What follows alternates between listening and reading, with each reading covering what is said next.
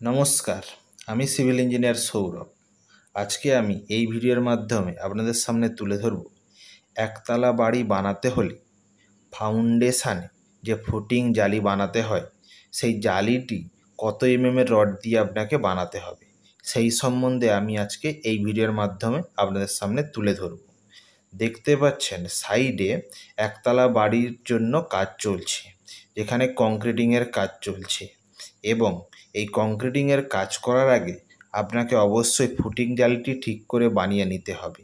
এবং সেই ফুটিং জালিটি কিভাবে বানাবেন, প্রথমে আপনাকে বলে রাখি, একতলা বাড়ি বানাতে হলে আপনাকে 10 এর রড দিয়ে ফুটিং জালির কাজ করতে হবে এবং এই 10 এর রডকে আপনাকে 6 ইঞ্চি সেন্টার থেকে সেন্টার মানে একটি রড থেকে আরেকটি রডের দূরত্ব আপনাকে 6 ইঞ্চি করে দিতে হবে এবং ওই রডের দু সাইডে অবশ্যই 90 ডিগ্রি অ্যাঙ্গেলে আপনাকে 4 ইঞ্চি করে হুক দিতে হবে।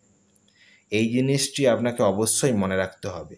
দেখুন সাইডে যে ফুটিং জালির জন্য যে রডগুলি ব্যবহার করা হয়েছে তাতে 4 ইঞ্চি করে হুক দেওয়া হয়েছে এবং এই ফুটিং জালিটিকে কিভাবে বানাবেন, 6 ইঞ্চি সেন্টার টু সেন্টার ডিস্টেন্স আপনাকে বাঁধতে হবে।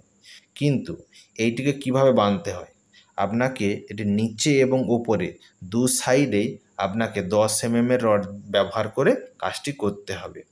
নিচে 10 এর রডকে আপনাকে 6 ইঞ্চি সেন্টার টু সেন্টার ডিস্টেন্সে মানে একটি রড থেকে আরেকটি রডের দূরত্ব 6 ইঞ্চি এভাবে আপনাকে বাঁধতে হবে এবং উপরের যে রডটি, উপরের রডটিকেও আপনাকে 6 ইঞ্চি সেন্টার টু সেন্টার ডিস্টেন্স মানে একটি রড থেকে আরেকটি রডের দূরত্ব 6 ইঞ্চি করে আপনাকে বাঁধতে হবে।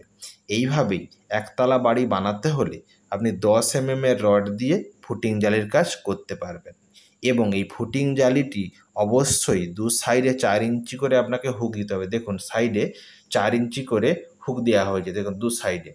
এইভাবেই আপনি যখনই ফুটিং জালির কাজ করবেন অবশ্যই 6 ইঞ্চি সেন্টার টু সেন্টার ডিস্টেন্স আপনাকে দিতে হবে এবং হুক আপনাকে 4 ইঞ্চি প্রোভাইড করতে হবে। মানে আপনাকে 4 ইঞ্চি করে হুকটি 90 ডিগ্রি অ্যাঙ্গেলে আপনাকে বানাতে হবে।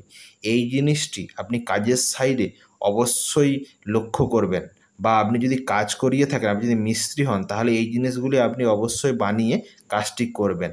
কারণ এই কাজটি করলে আপনার কংক্রিটিংয়ের কাজটি ঠিকভাবে হবে।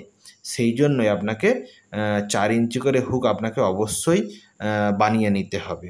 এবং দেখুন এই সাইডে একতলা বাড়ির জন্যই কাজ হচ্ছে এবং এখানে হুক প্রোভাইড করা হয়েছে এবং এইভাবেই আপনি যখনই বাড়ির কাজ করবেন, মানে একতলা বাড়ি হোক বা দোতলা বাড়ি হোক বা তিনতলা বাড়ি হোক, আপনাকে হুক অবশ্যই দিতে হবে এবং এই হুক দেওয়ার পরেই আপনার হুকটি বাঁধার পরেই আপনি কলামের কাজ করতে পারেন।